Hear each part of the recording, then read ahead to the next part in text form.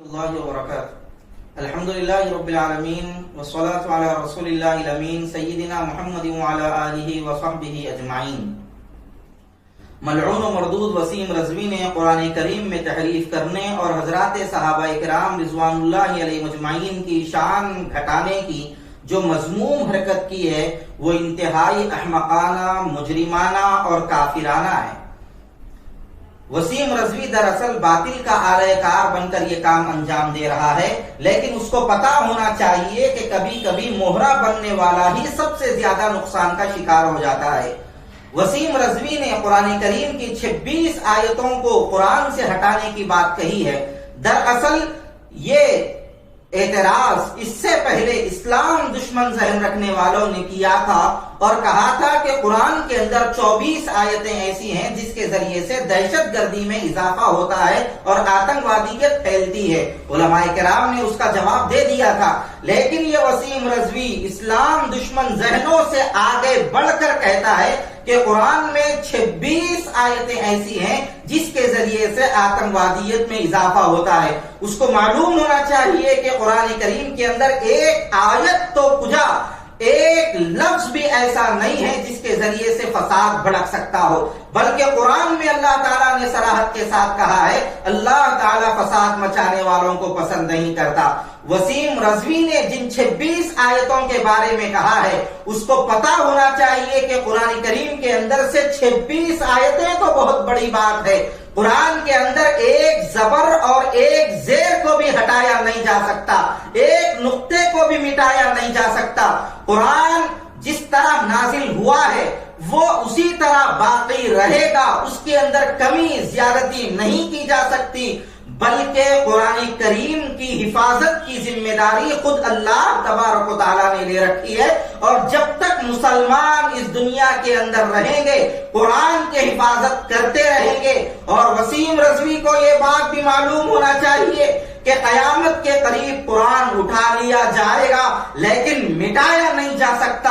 وسیم رضوی نے قرآن کے اندر سے 26 آیتوں کو ہٹانے کی جو بات کہی ہے، دراصل وہ قرآن سے 26 آیتوں کو مٹانے کی ناکام کوشش کر رہا ہے جو صبح قیامت تک پوری نہیں ہو سکتی، اور وہ صبح قیامت تک اگر توبہ نہ کرے ملعون و مردود شمار کیا جاتا رہے گا۔ وسیم رضوی نے یہ بھی کہا کہ یہ قرآن حضرات صحابہ کرام رضوان اللہ علیہ مجمعین کا تیار کیا ہوا ہے، اور اس قرآن کو حضرات خلفائے راشدین نے جمع کیا ہے۔ یہ اللہ کا فرمان اور رسول اللہ صلی اللہ علیہ وسلم پر نازل کیا ہوا قرآن نہیں ہے۔ اس کی یہ بات انتہائی غلط ہے۔ رسول اللہ صلی اللہ علیہ وسلم نے بھی اپنی طرف سے کوئی بات قرآن کے اندر نہیں داخل کی ہے۔ قرآن خود اعلان کرتا ہے وما ينطق عن الهوى ان هو الا وحی یوحی۔ حضور صلی اللہ علیہ وسلم بھی اپنی طرف سے کوئی بات نہیں کہتے، بلکہ اللہ نے جو سرکار پر وحی نازل کی ہے وہی بیان کرتے ہیں، اپنی طرف سے کوئی بات بیان نہیں کرتے۔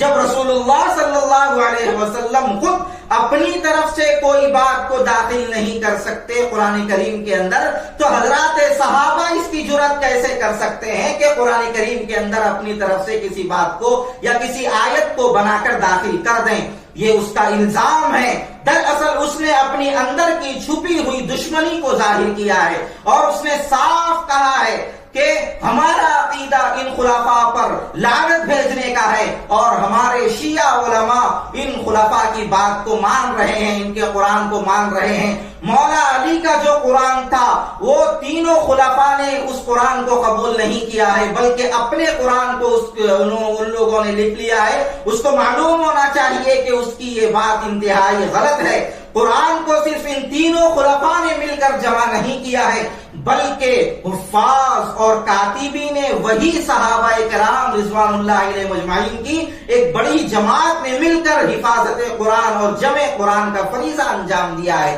اور وہ یہ کہہ رہا ہے کہ قرآن کریم جو اس وقت موجود ہے وہ حضرت ابوبکر، حضرت عمر اور حضرت عثمان غنی اور حضرت عائشہ اور حضرت صفیہ کا جمع کیا ہوا قرآن ہے، اس کی یہ بات بھی سراسر غلط ہے، اور اس نے ان پانچوں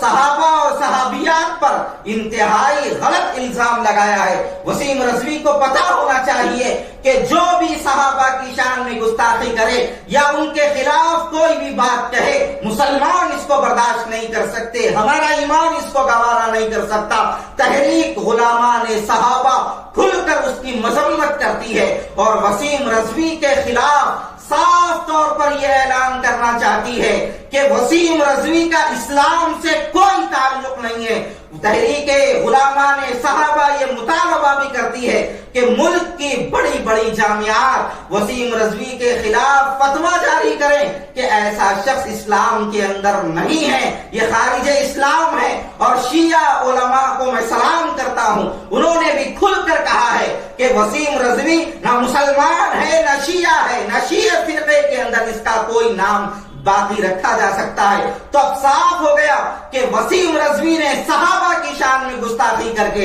قرآن کے اندر تحریف کی ناکام کوشش کر کے اپنی دنیا بھی برباد کر لی ہے، اپنی آخرت بھی برباد کر لی ہے۔ اس لیے ہمارا مطالبہ ہے تحریک غلامان صحابہ کا، اگر وسیم رضوی نے توبہ نہیں کی یا کھلے عام معافی نہیں مانگی اور سرکار کا کلمہ نہیں پڑھا اور حضرات صحابہ پر اپنی محبت کا ایمان نہیں لایا اور ان سے عقیدت و محبت کا اظہار نہیں کیا، حضرت ابو بکر، حضرت عمر، حضرت عثمان غنی، حضرت عائشہ اور حضرت صفیہ کی شان میں جو اس نے گستاخی کی ہے، اگر کھل کر اس کی معافی نہیں مانگی اور توبہ نہیں کی تو ایسے شخص کو مرنے کے بعد مسلمانوں میں شمار نہ کیا جائے، نہ اس کی نماز جنازہ پڑھی جائے، نہ اس کو مسلمانوں کے قبرستان میں دفن کیا جائے، نہ اس کا نام شیعہ کی فہرست میں رکھا جائے، نہ مسلمانوں کی فہرست میں رکھا جائے، اس کے ساتھ کسی بھی طرح کی کوئی بھی چھوٹی یا بڑی ہمدردی نہ برتی جائے، بلکہ ایسے مجرموں کو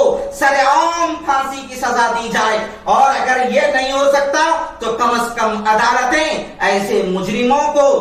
عمر قید کی سزائے بامشقت سنائے تاکہ کوئی بھی قرآن کریم کے اوپر انگلی اٹھانے کے سلسلے میں خوب سوچ لے۔ اور ہم تمام عدالتوں سے یہ بات کہنا چاہتے ہیں اور ہمارا مطالبہ ہے تحریک غلامان صحابہ کا کہ جتنی مذہبی کتابیں ہیں اگر ان کے خلاف کوئی بھی شخص اس طرح کی بیان بازی کرے اور بالخصوص قرآن کریم اور صحابہ کی شان میں گستاخی کرے تو اس کے خلاف ایسا سخت قانون بنایا جائے تاکہ دوسرے لوگ اس طرح کی حرکت کرنے سے اپنے آپ کو باز رکھیں اور اپنے آپ کو دور رکھیں۔ لہذا وسیم رضوی کا مسلمانوں سے کوئی تعلق نہیں ہے، ایسے شخص سے کوئی ہمدردی نہ برتی جائے اور ہم تمام مسلمانوں سے اپیل کرتے ہیں کہ حضرات صحابہ کی محبت اپنے دل میں بسائے رکھیے، قرآن کی عظمت اپنے دل میں بسائے رکھیے اور اپنے بچوں کو حافظ قرآن بنائیے، صحابہ کا محب بنائیے، صحابہ کا عقیدت مند بنائیے